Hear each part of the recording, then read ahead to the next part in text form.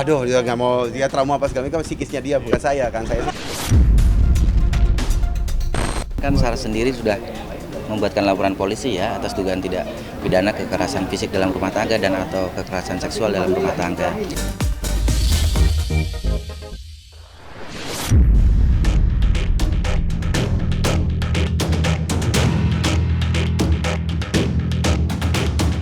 Pemirsa Silet RCTI, ragam berita heboh dan panas dari dunia selebritis tanah air serta berita-berita lainnya terus menyesaki media sosial.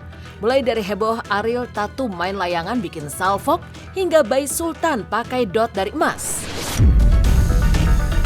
Inilah kumpulan berita heboh yang jadi sorotan versi Silet. Heboh momen Ariel Tatum main layangan bikin salfok netizen. Heboh, Ariel Tatum membagikan potret dirinya sedang bermain layang-layang. Ya, inilah untuk kali pertama Ariel Tatum yang cantik bermain layang-layang yang memang lebih banyak dimainkan oleh anak laki-laki. Dan yang lebih mencuri perhatian adalah penampilan Ariel yang menggunakan gaun hitam dan tanpa alas kaki. Ariel pun tampak begitu bersemangat saat menerbangkan layang-layang pertamanya itu.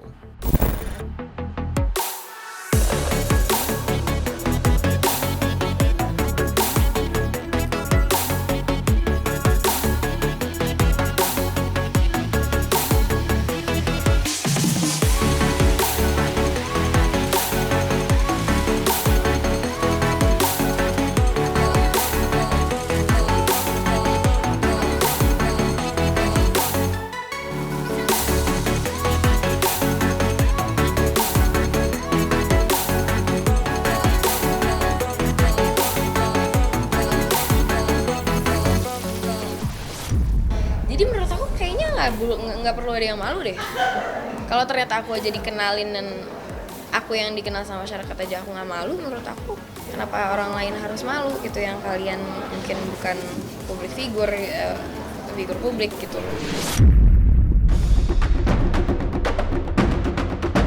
Curhat Nana Mirdad yang langsung selamatkan anak dan lari saat rasakan gempa yang lumayan besar. Gempa bumi dengan kekuatan 7,1 magnitudo yang mengguncang wilayah utara Lombok, Nusa Tenggara Barat, Selasa dini hari kemarin, ternyata terasa juga hingga ke Pulau Bali.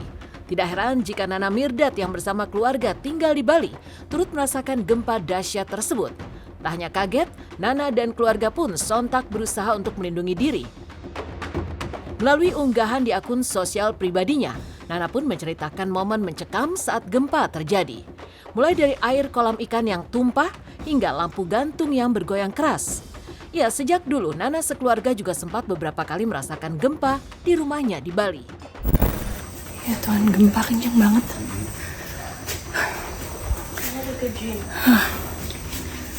Lari.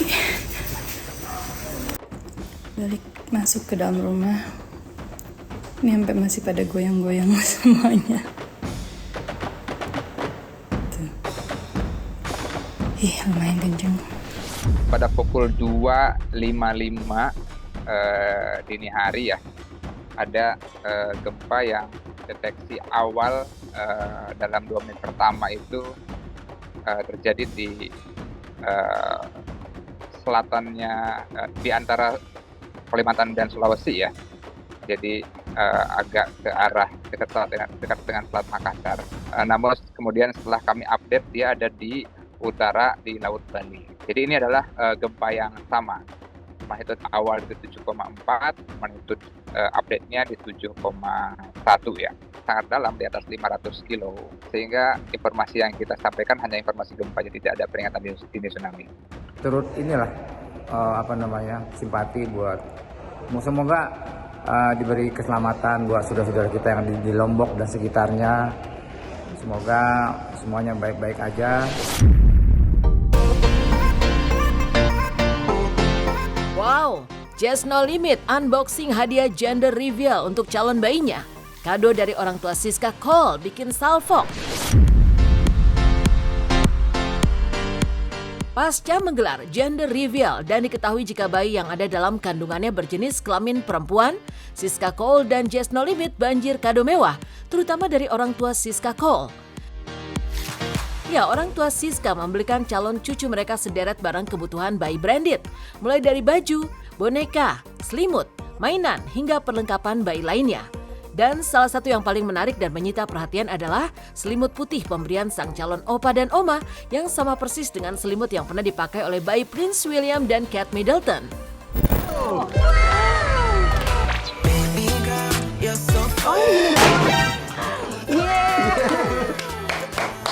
Sayang, putar sayang. Wow. It's a girl. Baby No Limit cewek guys. Cewek guys. Kita buka pelan-pelan ya guys, supaya tidak sobek nih guys. Wah, bagus banget. Wah, lucu banget guys. Jadi sebetulnya oleh-olehnya itu guys, ada satu dus lagi guys. Cuman tadi karena nggak muat, jadi aku tampilinnya sekarang guys. Jadi di sini ada boneka guys. Anak kecil harusnya suka nih guys, pencet kayak gini nanti guys ya. Ini baju bayinya lucu banget guys. Terus ada lagi guys. Wow. Ini satu set guys. Terus di sini, satu set semua guys. Jadi ini brand yang dipakai oleh Prince William guys. Oke, kita buka guys. Jadi bahannya ini kayak lembut banget guys ya, bener-bener lembut banget. Boneka guys. Ini harusnya Baby No Limit suka banget guys. Ini selimut guys ya. Wow. Lanjutnya, jadi di sini ada sepertinya kayak bros jepitan baju mungkin ya guys. Oke, di sini ada lagi. Wow. Ini kayak baju Jepang ya. Oke guys, kalian bisa lihat ini tuh kimono, set celananya juga, sepatunya juga sepatu Jepang-Jepang gitu guys. Viral di sosmed. Viral rombongan anak SD sholat berjamaah di gerbong kereta. Viral video yang memperlihatkan rombongan murid sekolah dasar tengah sholat berjamaah di gerbong kereta. Murid laki-laki tampak ada yang sholat di kursi dan lantai kereta. Sementara murid perempuan yang bermukena juga tampak khusyuk sholat di kursi kereta. Terima kasih untuk semua yang sudah nonton video ini dan yang sudah mendoakan anak-anak yang sedang dalam perjalanan di dalam kereta beserta kami para guru-gurunya. Dan menanggapi beberapa pertanyaan ini, kenapa nggak diedukasi kalau sholat di kendaraan bisa sambil duduk?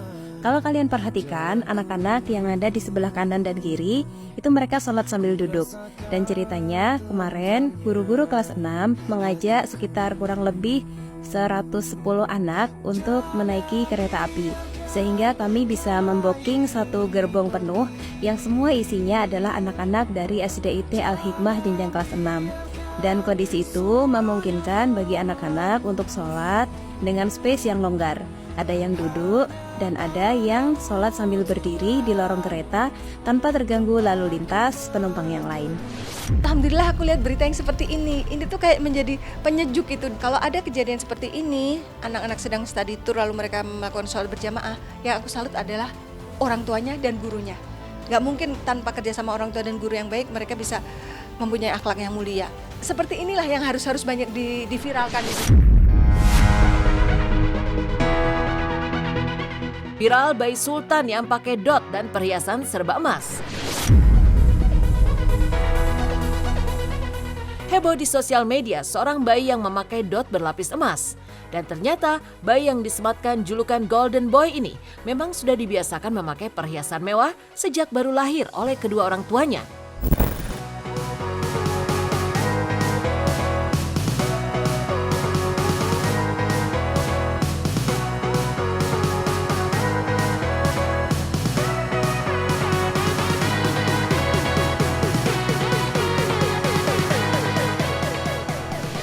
Nah itu tergantung orang masing-masing ya menurut aku ya. Kalau orangnya mampu untuk beli itu ya wajar-wajar aja, kan setiap orang kan beda-beda kan. Tapi kalau untuk aku sendiri dan situasi aku sih nggak worth it.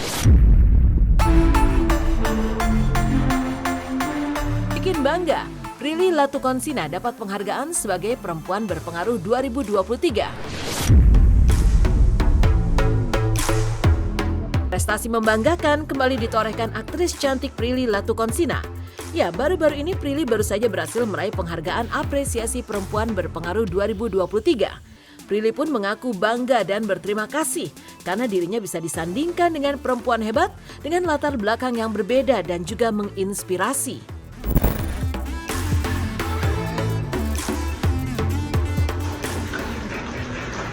saya bisa berdiri di sini bersama perempuan-perempuan hebat dari latar belakang yang berbeda yang juga menginspirasi saya. Salam hormat untuk Ibu Sinta, Ibu Negara keempat.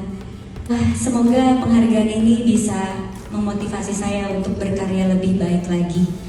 Dan dalam kesempatan ini saya ingin menyampaikan ke generasi muda, ke perempuan-perempuan muda untuk terus semangat melakukan apapun yang mereka lakukan. Apapun profesinya, apapun perjuangannya, sekecil apapun terlihat langkahnya, semuanya itu pasti ada maknanya dan pasti mempunyai pengaruh untuk orang terdekat maupun orang banyak. Menurut aku hidup itu pilihan ya. Aku memilih untuk berkarir dan bekerja, ya otomatis waktunya memang dialokasikan ke situ.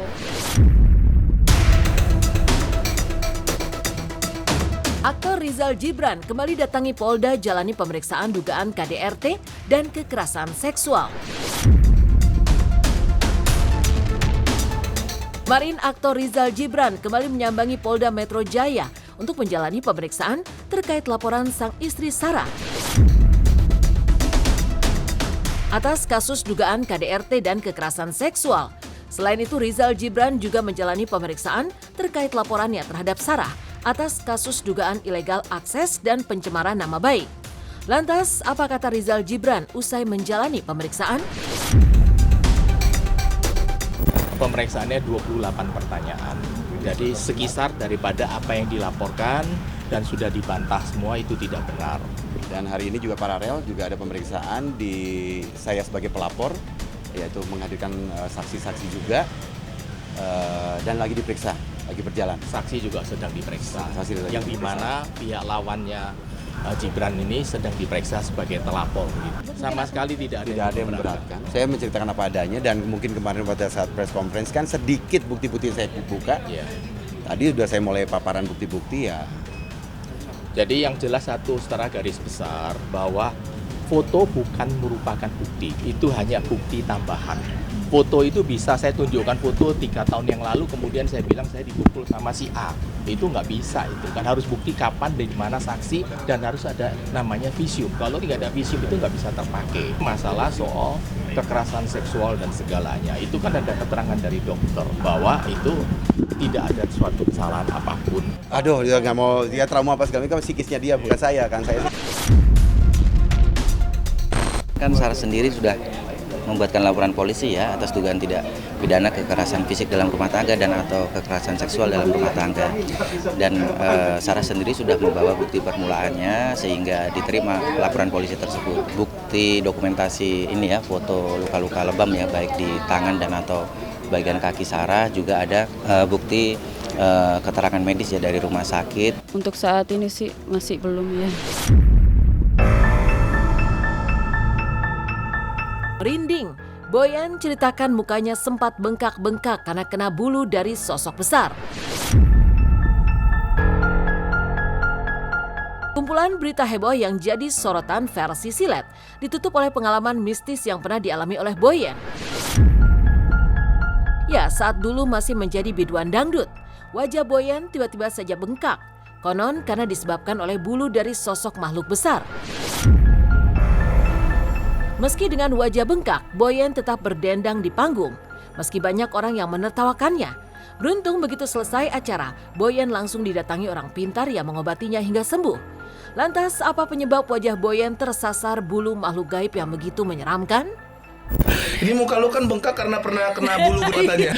Di daerah Kucina Kesono gue bang nyanyi, dan ternyata kuburannya itu kuburan di bawah di atas panggung bang. Oh jadi ada kuburan terus ada panggung. Iya, jadi di kuburan itu dibuat panggung atasnya. Ya, terus udah gitu di atas iya panggung. Makanya gue gak tahu itu kuburan. Nah terus gimana? Udah gitu kan kalau penyanyi dangdut suka numpang di rumah warga ya. Iya, make dandan up, gitu, make up kan, nama maghrib kan break tuh. Gue sempet apa tuh namanya dandan kan. Itu gue nggak enak ke rumah orangnya gitu.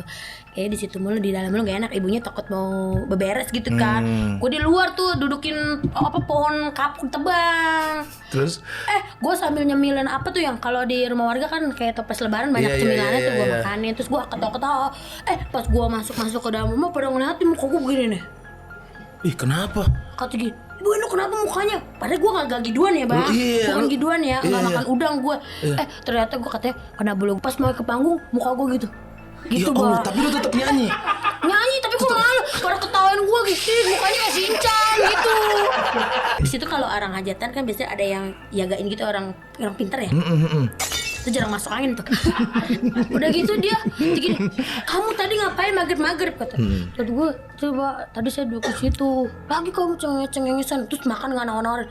Lah kalau saya tahu mah saya tawarin ya. Ya Allah. Terus gitu, akhirnya saya dimandiin bang. Dimandiin? Gitu Yang mandiin cowok cewek? Udah akhirnya saya dimandiin. Terus disuruh baca Al-Fatihah gitu kan ya. Saya berdoa terus saya deg-degan juga kan. Saya nggak pernah ketemu kena bulu kok tiba-tiba kayak gitu kan.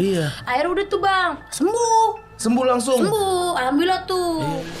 Jadi cara menggoda manusia tuh udah sangat lihai gitu ya, udah banyak pengalaman. Nah, jin itu adalah makhluk yang paling tahu dia menampakkan dalam bentuk yang paling kita takuti dalam mindset dan pikiran kita. Kenapa kita disuruh banyak-banyak baca Al-Quran, disuruh banyak-banyak sedekah, disuruh banyak-banyak berbuat kebaikan? Karena kan Allah itu zat yang maha baik. Jadi ketika kita berbuat baik, secara langsung kita sedang meminta pertolongan Allah. Nah, makanya kalau kemana-mana kita disuruh dalam agama Islam mengawali kebaikan dengan kalimat bismillah, melibatkan Allah, dan mengakhiri kebaikan dengan alhamdulillah.